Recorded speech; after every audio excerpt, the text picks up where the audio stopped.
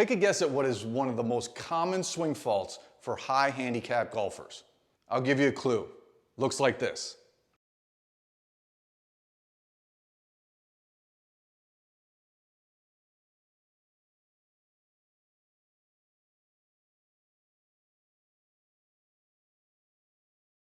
Stay tuned, because I'm going to show you how to figure out what may be causing it, and I'm going to show you 3 golf exercises to help you stop it from happening. Hey everyone, thanks for checking out the video. I'm Chad Eline, a Titleist Performance Institute certified fitness professional, and this is ULaunch Golf Fitness. This channel is all about improving our fitness to optimize our performance on the golf course. So if you're new to this channel, hit that subscribe button, and if you find this content useful and you like it, please give it a thumbs up. It makes a huge difference. It not only helps me understand what kind of content you like, but it also helps others find the content. Over-the-top golf swing typically occurs when your upper body dominates your downswing. Typically, there's 3 physical reasons why this may occur. The first possible reason is an inability for you to separate your lower body from your upper body, and we call this disassociation.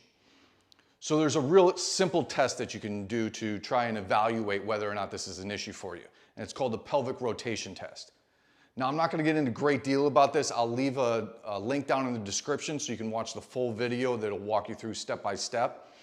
But basically what this is if you stand with your feet shoulder width apart and you put your arms across your chest, we want to see if you can rotate your pelvis independently of your upper body, so your upper body stays completely still. So it looks a little bit like this.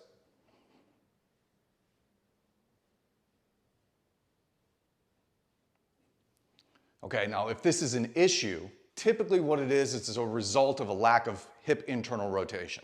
And hip internal rotation, of course, is in our backswing for a right-handed golfer. It's our right leg. This is hip internal rotation on my right leg. And then as I transition and I come to my front side, it's hip internal rotation on the left leg. So when we lack hip internal rotation, a lot of times we can't independently rotate our pelvis. Okay, the hip mobility exercise I'm going to show you, which is going to focus on hip internal rotation, is it's called hip drops. So all we're going to do is we're just going to get in the seated position here with our legs spread out. We're going to support our upper body here. Our feet are going to be obviously a little bit wider than shoulder width. And all we're going to do is just dip our knee in. So we're getting internal rotation and back out.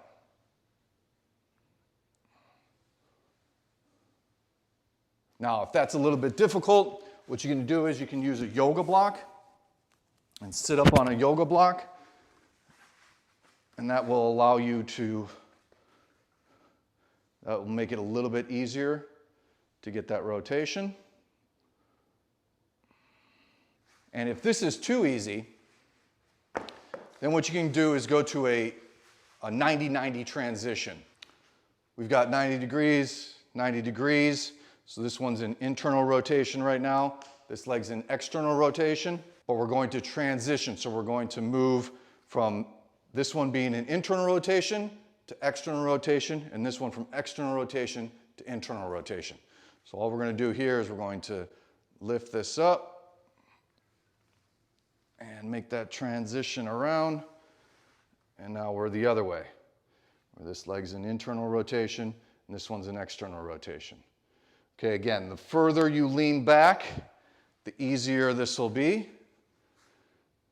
And if you're really good at this, you can sit yourself up and do it without any assistance. Internal rotation is actually one of my weaknesses, one of my limitations. So this is something that I work on quite a bit. Now, I know there's always questions about how many reps, how many sets. Again, these are the types of exercises that I work in between strength exercises. So if it's a lower body day for me, I'll usually work in a mobility or a plyometric in between. And this is a great mobility exercise that I work in between there. So if I had just gotten done, say, doing side lunges, then I'll get down and I'll do 5 of these each way, 5 90-90 transitions each way to really help my hip mobility, which obviously make my strength exercises a lot easier. So I'm curious, If you do have over the top in your golf swing, what have you done to try and fix it? Did you find that it was a mechanical issue or a physical issue? So drop me a comment below, let me know, I'd love to hear about it. The second possible reason for an over-the-top golf swing is a lack of core stability. So when we're not able to maintain posture because of a lack of core stability, what happens is a lot of times is our torso and our arms fire before our hips. Now I've done a whole video on core stability exercises for golfers. Again, I'll leave that link down in the description. There's 7 different core exercises that I go through, and they've all got regressions and progressions to fit whatever sort of golf fitness level you're in. Now, a quick way to assess whether or not core stability is an issue with you is, again, this real simple test. It's called the pelvic tilt test. I'll leave a link down in the description so y'all can view a full video of it. But real quick, do we have the ability to anteriorly and posteriorly tilt our pelvis? Okay? So again, you'll line up, feet shoulder width apart, hands over your chest, and all you want to do is first anteriorly tilt your pelvis and then posteriorly tilt it. Just back and forth. If that's an issue for you, then we need to work on that core stability because that may be a main culprit in why you have this over-the-top golf swing. All right, so this core stability exercise is pal-off press, but I'm going to add a little bit of a twist to it. So the pal-off press is feet shoulder width apart. You're going to get into a little bit of an athletic stance. We want that pelvis in neutral, and we want to keep that core engaged. Now I'm just using a resistance band, but if you're in a gym, a cable pulley works also.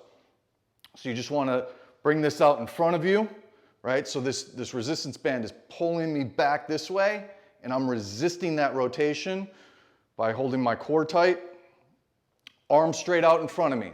Now this would just be the pal-off press, and there's a lot of variations to this. You can go out, you can go up and down, you can do movements off of this. But for this purpose, we were just talking about our ability or inability to separate our lower body from our upper body. So this is a perfect opportunity to not only work on our core stability here, but to also work on that separation. So what I'm going to do in this position is I'm going to just rotate my hips, just like that pelvic rotation test. Rotate my hips while I'm working on that core stability and resisting the rotation.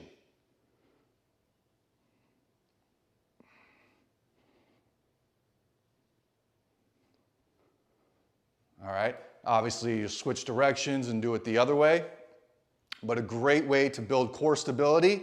And since we're talking about over-the-top golf swing, a main part of that is our ability to disassociate. So we add that little bit of pelvic rotation in there. We're kind of killing 2 birds with 1 stone. And the third possible reason for an over-the-top golf swing is a lack of balance. Now, it doesn't really matter what age you are, balance can always be an issue, but we obviously see this more with our junior golfers and especially with our senior golfers. Without proper balance, you'll lack the ability to weight shift the lower body, which again will make the upper body compensate and lead in the downswing. Again, there's a real simple test for this, and this is the single leg balance test.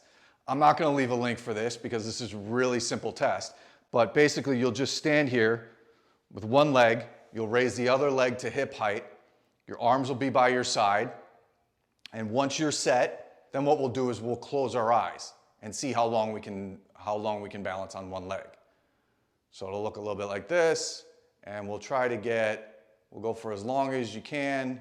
You want to time it, but ideally 25 seconds is more than sufficient enough. So the easiest way to work on your balance is obviously to balance.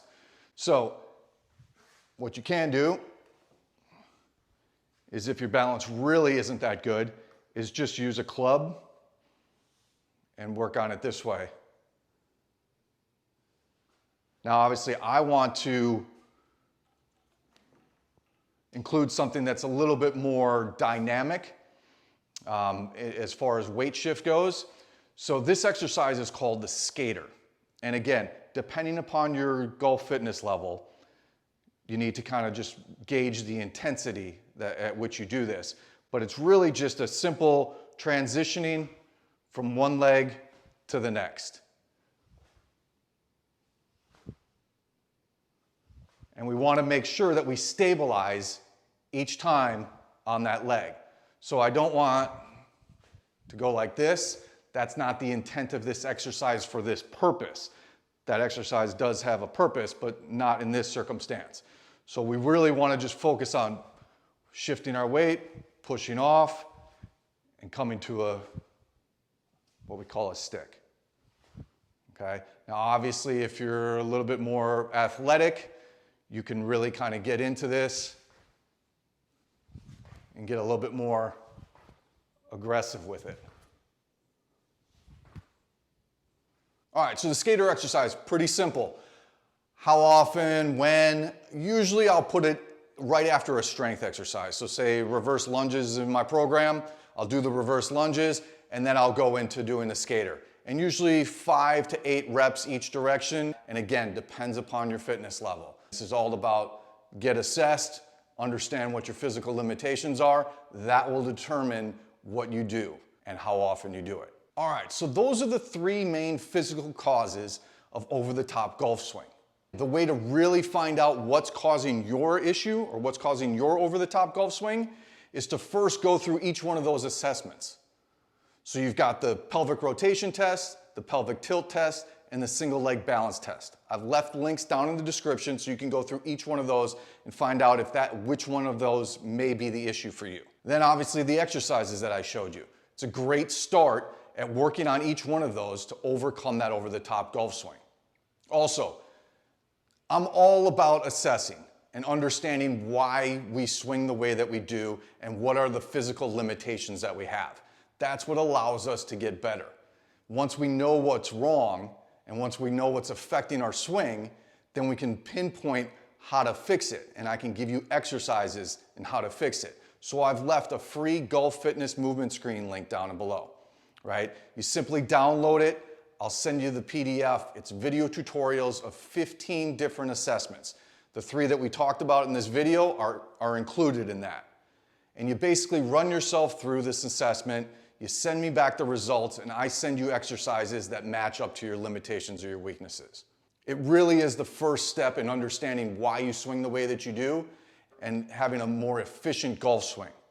Now, I talked about the core stability video that I've already done, so you can check that out right here below. Otherwise, I'll see you next Monday for a new golf fitness video. Take it easy.